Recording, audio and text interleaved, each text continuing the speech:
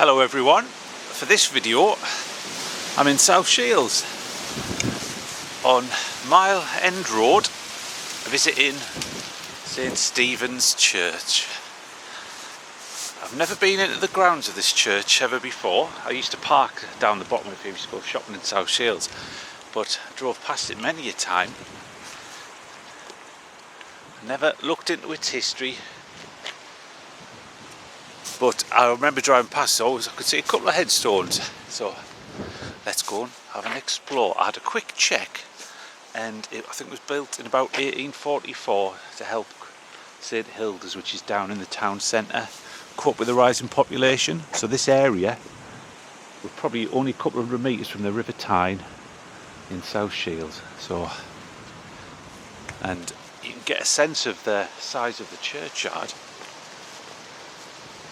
Is probably about 3 or 4 football pitches, and so there'll be thousands of burials in here.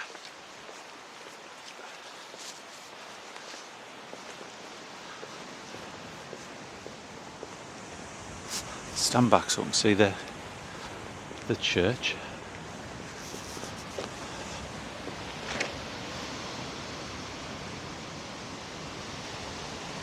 There it is, still in use, and over in that corner is the reason for the visit.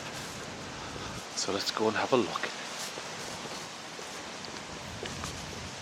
First impressions are there's only a handful of headstones in there, probably less than 20.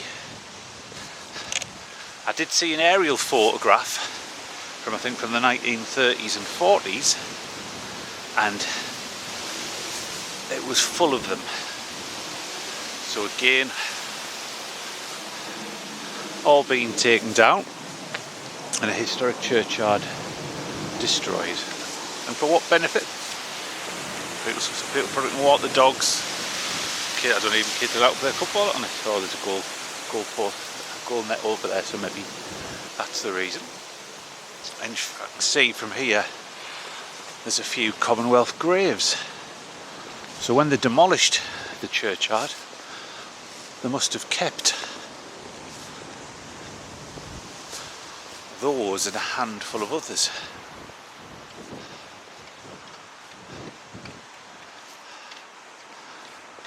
It's like a garden, all fenced off.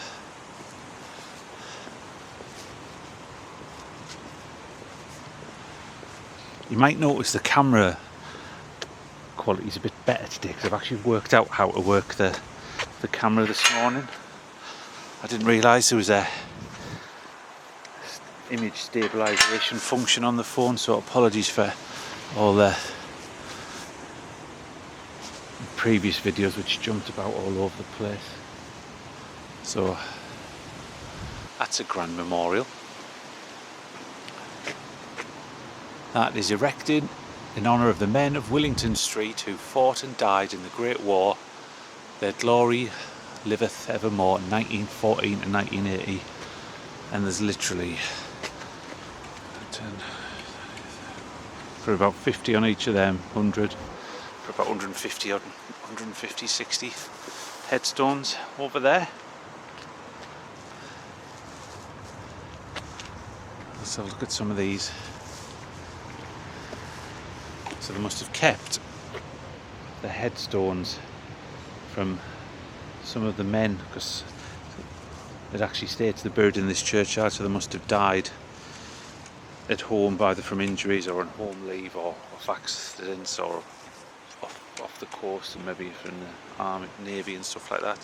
So there's Private R. Ogle of Durham Light Infantry, died 24th of October 1917, age 30. Thy will be done. So how many is there? 1, 2, 3, 4, 5, 6, 7, 8, 9, 10, 11.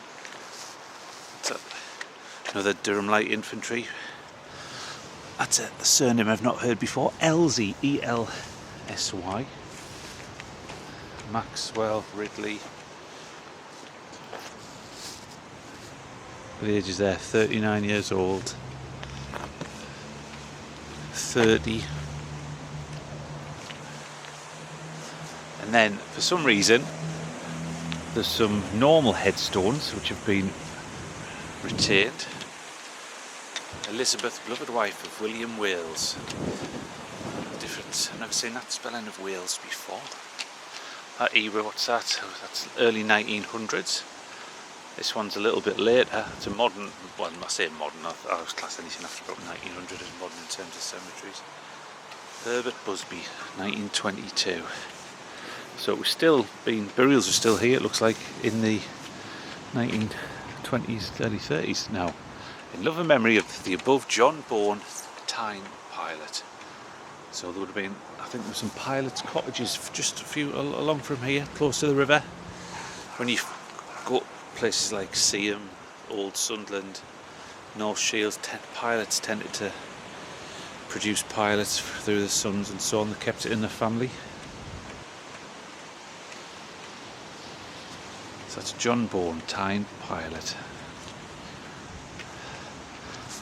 If I remember correctly, I think pilots, that was their job to guide ships into the harbour and so on. See, that's just a standard headstone, so they must have kept a token amount of them. That's for members of the Day family, again 1918, 1892.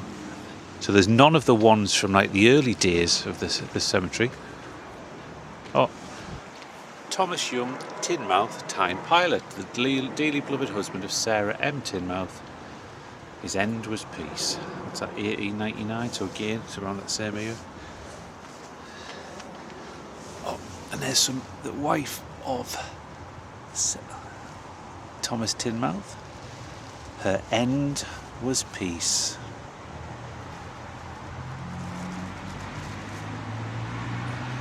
There's a lovely epitaph at the bottom, but you might be able to see it on the video, but sometimes you can't see it with your eyes. I've actually just been to two DIY shops to try and find a decent torch, but and again, Dora Cranes, again 1920s. Looking at the style, that looks like 1910s, 20s, 30s, not an old one.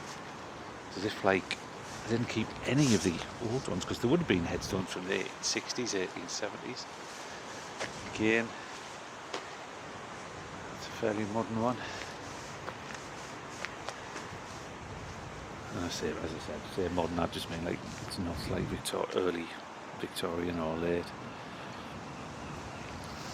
That's for members of the Pearson family, interned in Erith. And they lost 4 children. Matthew aged 1, Elias aged 5 years, Anne aged 16 years, and Samuel aged, I think it's 11 years. So typical of the time. And this is for a Mensforth. Not come across that surname either. What era again? 1930. So his wife died January the 26th, 1938, 68 years. And then George the husband, he died a couple of months later on May the 17th, aged 76 years, so it didn't last long after. Members of the West family, Elizabeth West Bury.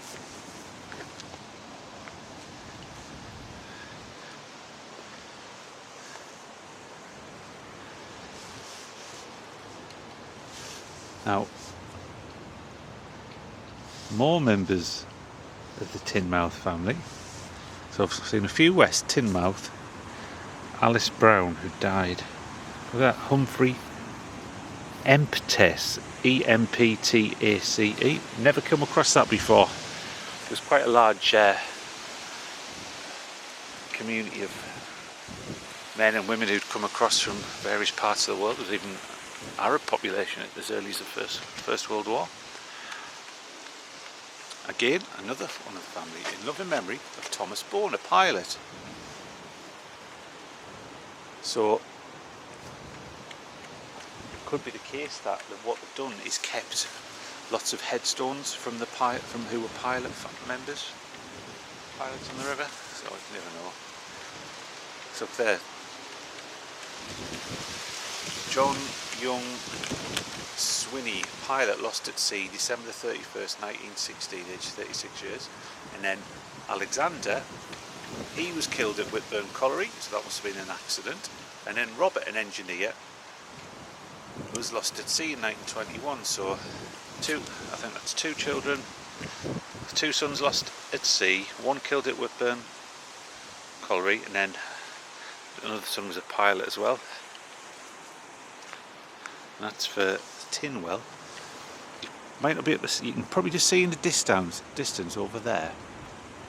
It's a lovely sight. There's the Arbear Roman Fort, it's just a couple hundred metres away.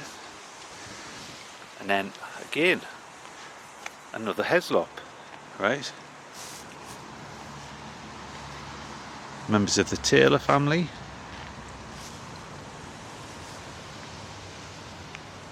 That's more members of the West family.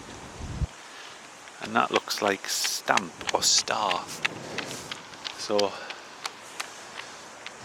there's quite a few names from the same families. As I said, I don't know the history of this particular cemetery because it's first visit, so I don't know if they kept a token number of those who were people from pilot families. So I'll leave you with a view of the War Memorial. It's a quiet little spot on the edge of the churchyard of St. Stephen's. So I can only assume that all those other hundreds of headstones were destroyed. But what I find amazing that even if they took them down, that they didn't put them against a wall somewhere in the corner, just as a reminder to the local community. And also they're actually bits of history really. These old headstones tell you so much about people and their lives and the deaths and so on. So anyway, thank you very much for watching. If you did enjoy that, please give it a like, and if you want to, click on subscribe and you'll get future videos. So thank you very much.